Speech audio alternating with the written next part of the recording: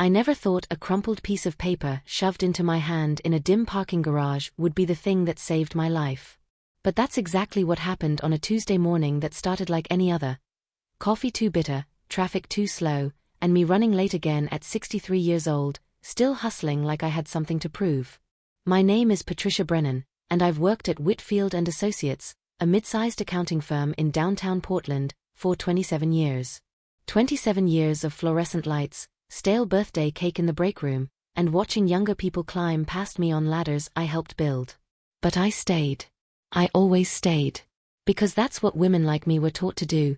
Keep your head down, do your work, collect your pension, and don't make waves.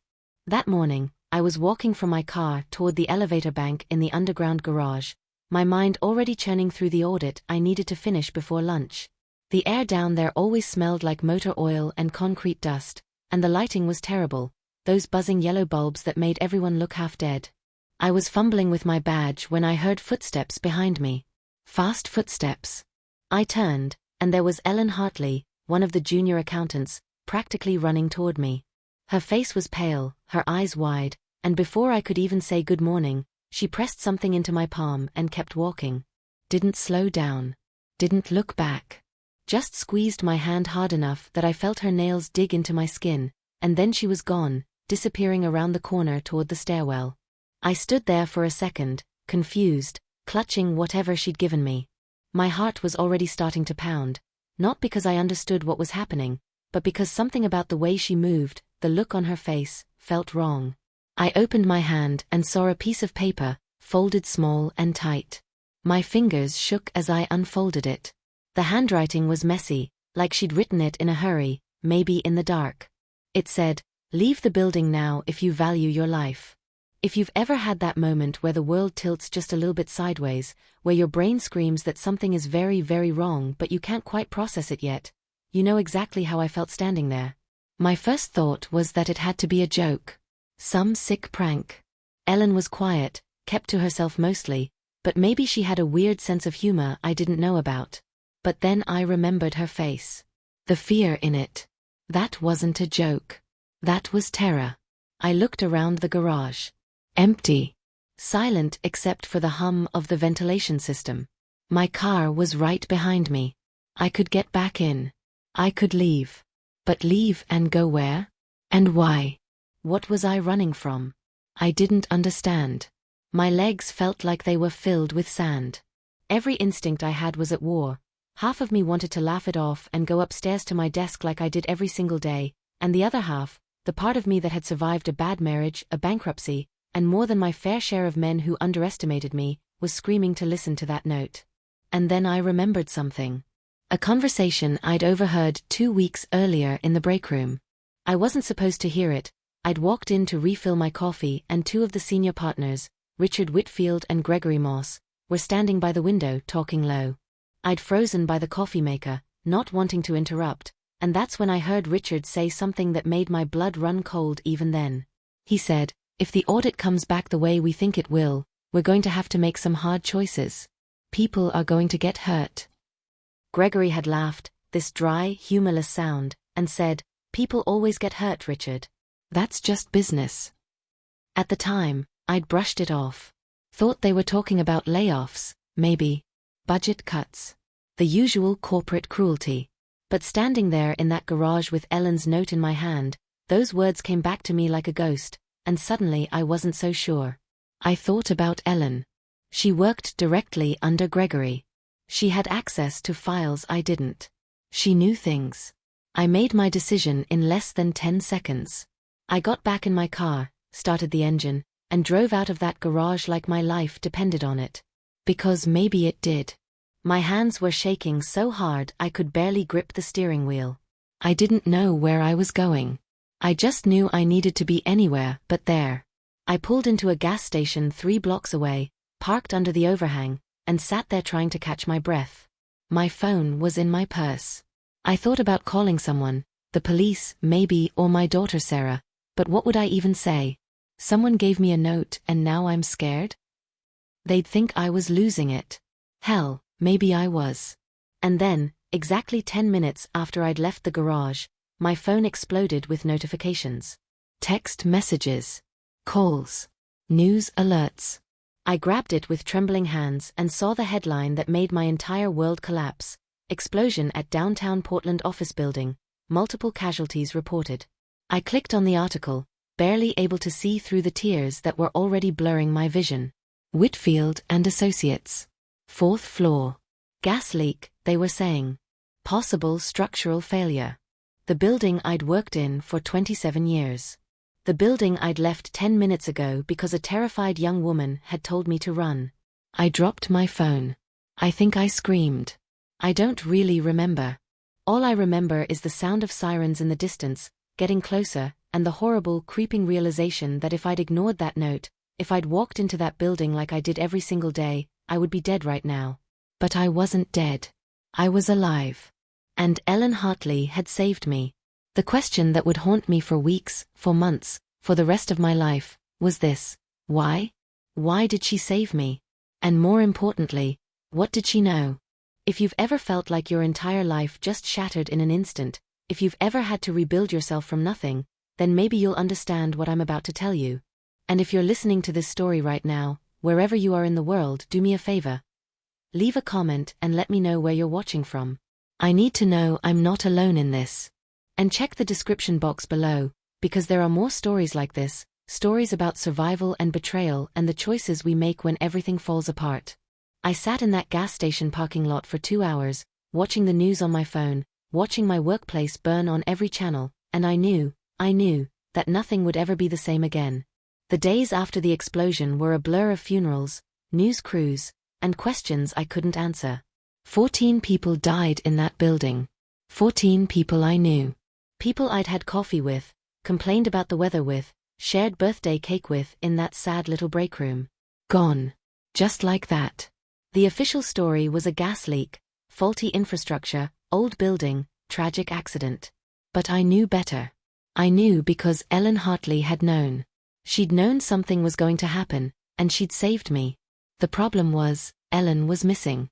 She hadn't been in the building when it exploded. I checked the casualty list obsessively, over and over, looking for her name and feeling this sick wave of relief every time it wasn't there. But she also wasn't answering her phone. Wasn't at her apartment. Wasn't anywhere. I'd driven by her place 3 times in the first week, knocked on the door, left notes. Nothing. It was like she'd vanished into thin air. And the more I thought about it, the more terrified I became, not just for her, but of what she might have known. Of what I might have stumbled into by surviving. I couldn't go to the police. What would I tell them? That a coworker had warned me to leave and now she was missing? They'd ask why she warned me. They'd ask what she knew. And I didn't have answers. All I had was a crumpled piece of paper that I'd kept folded in my wallet like some kind of talisman, like proof that I wasn't crazy, that this had really happened.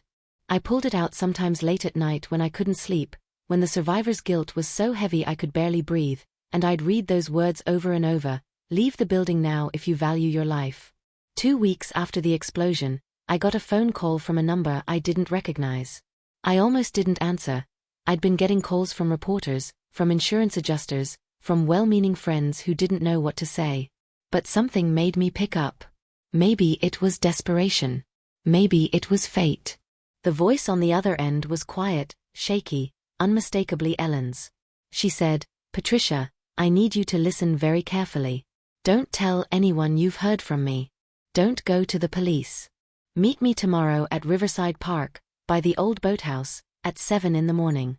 Come alone. Please." And then she hung up before I could ask a single question. I didn't sleep that night. I lay in bed staring at the ceiling, my mind racing through 1,000 different scenarios. Was this a trap? Was Ellen in danger? Was I? But I knew I'd go. I had to. Because she'd saved my life, and I needed to know why. I needed to know what the hell was going on. The park was nearly empty when I arrived the next morning, just a few joggers and someone walking their dog in the distance. The boathouse was old and weathered, sitting at the edge of the water, and Ellen was already there, standing in the shadows by the entrance. She looked like she'd aged 10 years in 2 weeks. Her hair was pulled back in a messy ponytail, her face pale and gaunt, dark circles under her eyes. When she saw me, She didn't smile. She just grabbed my arm and pulled me further into the shadows, away from anyone who might see us. She said, and I'll never forget the way her voice shook when she said it, "They killed them, Patricia. It wasn't an accident. They killed them, and they're going to get away with it unless we do something." I felt my knees go weak. I'd suspected, of course, how could I not? But hearing it out loud, hearing the certainty in her voice, made it real in a way that was almost unbearable. I asked her who killed them. And that's when she told me everything. Ellen had been working on an internal audit for the firm, something routine that should have been simple. But she'd found discrepancies. Millions of dollars moving through accounts that didn't make sense, shell companies, offshore transfers. She'd brought it to Gregory Moss, thinking he'd want to know, thinking she was doing the right thing. But Gregory hadn't been concerned. He'd been angry. He'd told her to stop digging, to keep her mouth shut, that she didn't understand what she was looking at. But Ellen wasn't stupid. She'd kept digging. And she'd found out that Richard Whitfield and Gregory Moss had been embezzling from their own clients for years, using the firm as a front to launder money for people Ellen wouldn't name but described as dangerous. When they realized she knew, they'd decided to tie up loose ends. All of them. The explosion wasn't about destroying evidence, it was about destroying witnesses. I asked her why she'd warned me. Why me, out of everyone in that building? She looked at me with tears in her eyes and said, "Because you were kind to me. When I started at the firm, everyone else treated me like I was invisible. But you remembered my name. You asked how I was doing. You brought me soup when I had the flu. You were the only person in that entire building who treated me like I mattered. I couldn't let you die." If you've ever been told that a small act of kindness saved your life, you'll know why I broke down right there in that boathouse. I cried so hard I couldn't breathe, and Ellen held me, and we were just two women who'd survived something we shouldn't have, clinging to each other like lifelines. But surviving wasn't enough. Ellen told me she had copies of everything, the files, the transfers, the evidence that could bring Whitfield and Moss down. She'd hidden them before the explosion. She wanted to go to the FBI, but she was terrified. She said they had connections, that they'd know if she talked, that they'd come after her. After us. I told her I'd help her. I told her we'd go together. Because 14 people were dead, and if we didn't do something, their deaths would mean nothing. We agreed to meet again in 2 days to figure out our next move. Ellen said she needed time to organize the files, to make sure we had everything we needed. I hugged her before we left, held her tight, and told her to be careful. She promised she would be. I never saw her again. 2 days later, Ellen Hartley's body was found in the river. The police called it a suicide. But I knew better. I knew it the second I heard. They'd found her. They'd killed her. And now I was the only one left who knew the truth. Make sure you check the description box below for more stories like this. Stories about people who refused to stay silent, who fought back even when the world told them to give up. Because that's what I was about to do. I was going to fight back. Ellen's death broke something inside me.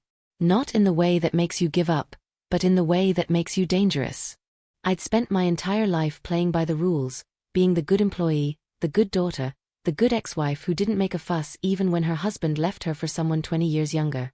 I'd swallowed my anger, my pride, my voice, because that's what women like me were supposed to do. But Ellen was dead. 14 people were dead.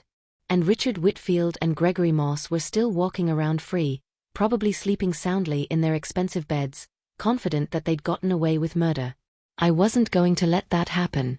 The problem was, I had no idea where Ellen had hidden the evidence. She'd never told me. She'd said she needed 2 days to organize it, and then she was gone before she could. I spent weeks trying to retrace her steps, going to her apartment again, talking to her landlord, searching for anything that might lead me to those files. Nothing. It was like they'd vanished with her. I started to feel desperate, hopeless, like maybe I was the crazy one after all. Maybe the explosion really had been an accident.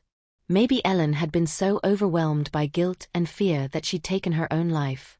Maybe I was just a paranoid old woman clinging to conspiracy theories because the truth, that sometimes terrible things just happen for no reason, was too painful to accept. But then I found the key. It was in the pocket of a jacket I hadn't worn in months, a jacket I'd lent to Ellen one cold morning when she'd forgotten hers. I'd found it in my closet and was about to donate it when I felt something hard in the inside pocket. A small brass key, the kind that opens a safe deposit box. There was a number stamped on it, 447. And taped to the key was a tiny piece of paper with an address, Westside Credit Union. My hands were shaking so badly I almost dropped it. This was it. This was what Ellen had left me. She'd planned for this. She'd known something might happen to her, and she'd made sure I could finish what she started. I wanted to cry. I wanted to scream. I wanted to hug her one more time and tell her how brave she was, how sorry I was that I couldn't protect her. But all I could do was hold that key and promise her that I wouldn't let her death be for nothing. I went to the bank the next morning. I wore sunglasses and a hat, feeling ridiculous and paranoid but not caring. I told the clerk I needed to access box 447, showed her the key, signed the forms with Ellen's name. My hand barely shaking because at this point, I was beyond fear. I was running on pure rage and grief. The clerk led me to the vault, a small sterile room with rows of metal boxes, and left me alone. I opened box 447 with trembling hands, and inside was a thick manila envelope. I sat down right there on the floor and opened it. Inside were printouts, dozens of them. Bank statements, wire transfer records, emails between Richard and Gregory discussing the cleanup, discussing how to handle the problem, discussing the building and the scheduled maintenance that would unfortunately result in an incident. They'd planned it. Every detail.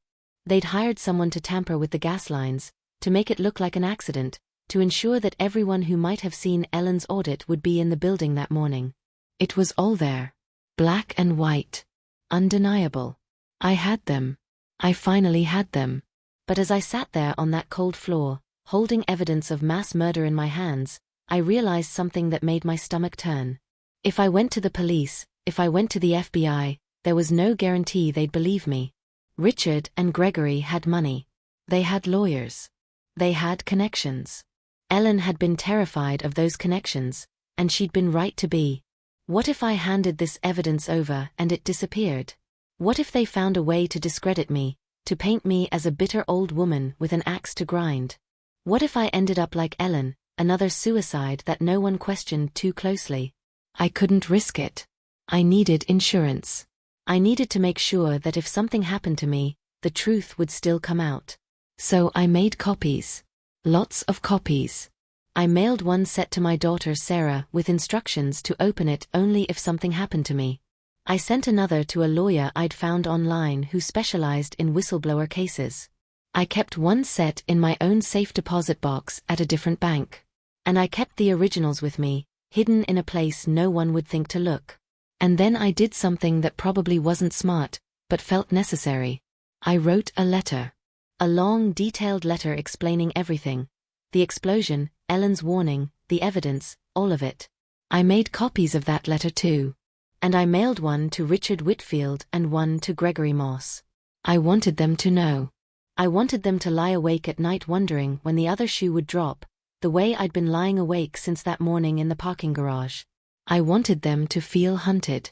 The response came faster than I expected. 3 days after I sent those letters, I got a phone call from a number I didn't recognize. When I answered, a smooth male voice said, "Miss Brennan, my name is David Fletcher. I represent Whitfield and Associates. I think we should talk."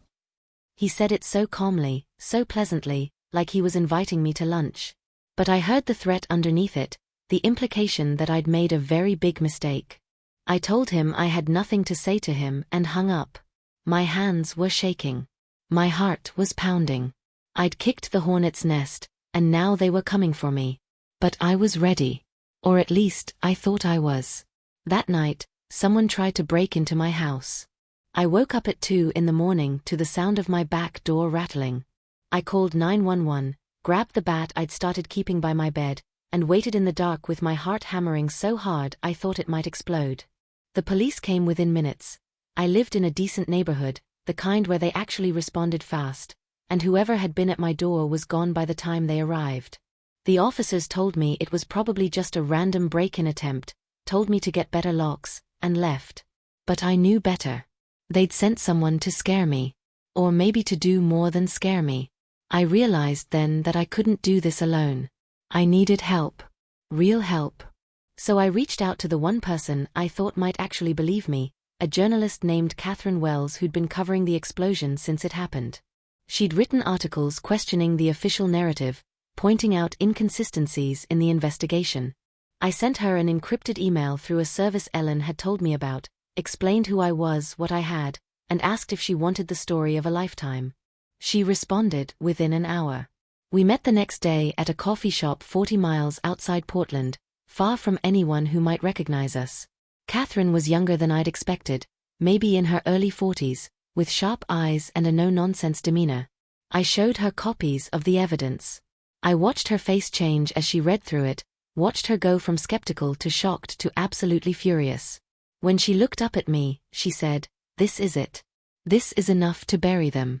But you know they're going to come after you, right? After both of us." I told her I knew. I told her about Ellen. About the break-in attempt. About the lawyer who'd called to threaten me in the politest possible terms. Catherine nodded slowly and said, "Then we need to move fast. We need to get this story out before they can stop us." We worked together for the next 2 weeks, Catherine verifying every detail, reaching out to sources, building an airtight case. I barely slept. I jumped at every sound. I checked my locks obsessively. But I also felt something I hadn't felt in years: purpose. For the first time in my life, I was doing something that mattered. Something bigger than myself. And then, exactly 1 week before Catherine's story was set to publish, something happened that I should have seen coming but somehow didn't. Something that made me realize just how far Richard and Gregory were willing to go to protect themselves. They took Sarah. My daughter. They took my daughter to get to me. I got the call on a Wednesday afternoon. A voice I didn't recognize, cold and professional, said, "Miss Brennan, we have your daughter.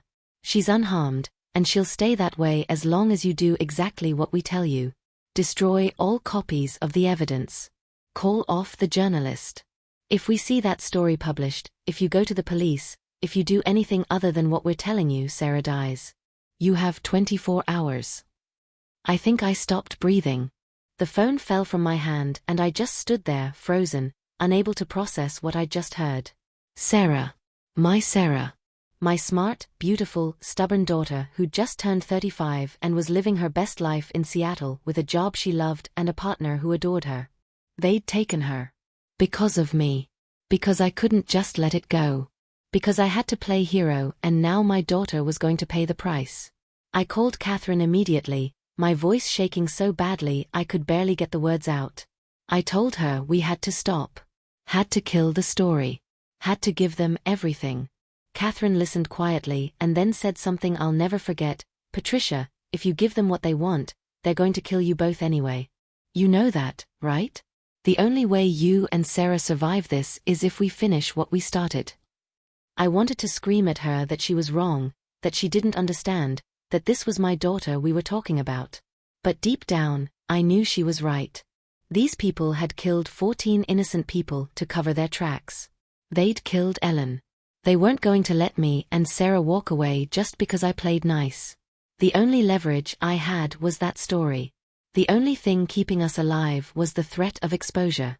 So we made a plan. A desperate, terrifying plan that depended on everything going exactly right. Catherine would accelerate the publication timeline. The story would go live in 12 hours instead of 1 week. We'd send copies to every major news outlet simultaneously so they couldn't suppress it. And while that was happening, I'd find Sarah. I'd find her and get her out before they realized what was happening. The problem was, I had no idea where she was. But I had one advantage: I knew who'd taken her. It had to be someone connected to Richard or Gregory, someone who could move fast and wouldn't ask questions. And there was only one person I could think of who fit that description: David Fletcher, the lawyer who'd called to threaten me. Ellen's files had mentioned him. He was more than just their legal counsel. He was their fixer. The person who made problems disappear. I did something I never thought I'd do. I called David Fletcher back and told him I wanted to meet, that I was ready to cooperate, that I just wanted my daughter back safely. He sounded pleased, satisfied, like he'd known all along I'd break. He told me to come to a warehouse on the industrial side of town alone, at midnight. He said Sarah would be there. He said we could make the exchange, my daughter for the evidence, and then we could all move on with our lives. I knew it was a trap. Of course it was a trap. But I went anyway, because what choice did I have? I told Catherine where I was going.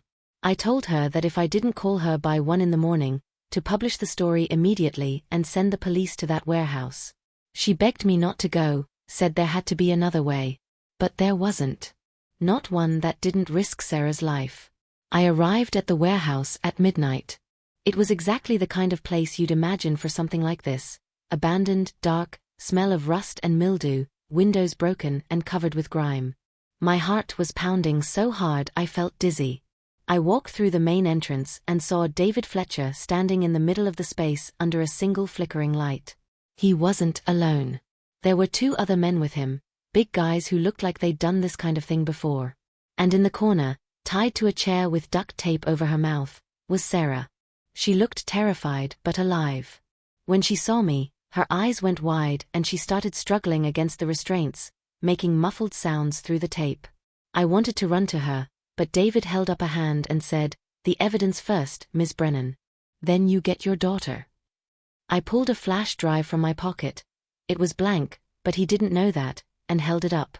I said, "Let her go first. Then you get this." David smiled, this cold shark smile, and said, "That's not how this works. You give us the drive, we verify it's real, and then maybe we let you both walk out of here." I knew right then that Catherine had been right. They were never going to let us leave. I could see it in David's eyes, in the way those other men were positioned, blocking the exits. This was an execution, not an exchange. My mind raced. I thought about Ellen, about all those people who'd died in that building, about my daughter tied to a chair because I tried to do the right thing. And I thought about the one advantage I still had, time. Because while I'd been stalling with David, Catherine had been working. And at that exact moment, 12 hours earlier than originally planned, her story went live. Every major news outlet. Every newspaper. The evidence, the emails, the proof that Richard Whitfield and Gregory Moss had orchestrated mass murder. It was everywhere. Undeniable. Unstoppable. My phone buzzed in my pocket. David's phone buzzed too. Then the phones of the men with him. They all pulled them out at the same time, and I watched their faces change as they realized what was happening. David looked at me with pure rage and said, "What did you do?" I smiled. Actually smiled. And I said, "I made sure you lost." Then I ran. Not toward Sarah, I couldn't get to her with those men in the way, but toward the side door I'd spotted when I walked in. I ran faster than I'd run in 20 years, my lungs burning, expecting any second to feel a bullet in my back. But it didn't come. Because the police were already there. Catherine had called them the moment the story went live, told them where I'd be, told them about Sarah. I burst through that door into the night air and saw police cars everywhere, lights flashing, officers running toward the warehouse. They got Sarah out. They arrested David and his men, arrested Richard and Gregory before they could flee the country. The story Catherine published was picked up internationally. The FBI launched an investigation. Everything came out, the embezzling, the money laundering, the murder. All of it. And while Richard and Gregory sat in jail awaiting trial, while their lawyers scrambled to build a defense that would never work because the evidence was too damning, I sat with my daughter in my living room and held her while she cried and I cried and we just held each other like we'd never let go. It took 2 years for the trial to conclude. Both Richard and Gregory were convicted on multiple counts of murder, conspiracy, and fraud. They'll die in prison. David Fletcher is there with them. And I'm still here, still alive, still fighting every day to make sense of what happened. People ask me sometimes if it was worth it. If the cost, the fear, the trauma, nearly losing Sarah, was worth getting justice for Ellen and the others. I tell them the truth, I don't know. Some days I think I should have just walked away, should have let sleeping dogs lie. But then I remember Ellen's face in that boathouse, the way she'd cried when she told me I was kind to her. I remember those 14 people who never got to go home to their families. And I know that I had to try. I had to fight back. Because if we don't, if we just let powerful people destroy lives without consequence, then what's the point of any of it? I'm 65 now. I retired from accounting. No surprise there. I spend my time volunteering, writing a book about everything that happened, and trying to help other whistleblowers who are scared to come forward. Sarah and I are closer than we've ever been. Ellen's family reached out to me after the trial, and we've become friends. We hold a memorial service every year on the anniversary of the explosion, for Ellen and for the 14 others who died. We make sure they're remembered. We make sure their deaths meant something. If you've stuck with me through this whole story, if you've listened to an old woman ramble about revenge and justice and the choices we make when everything is on the line, thank you. Thank you for bearing witness. Thank you for caring. Leave me a comment and let me know where you're watching from, because knowing that this story reached you, wherever you are, makes it all feel a little less lonely. And check the description box below for more stories like this. Stories about ordinary people who found extraordinary courage, who refused to be silenced, who fought back against impossible odds. Because that's what we do. We survive. We fight. We tell our stories. And we make damn sure that the people who tried to bury us never forget that we were here.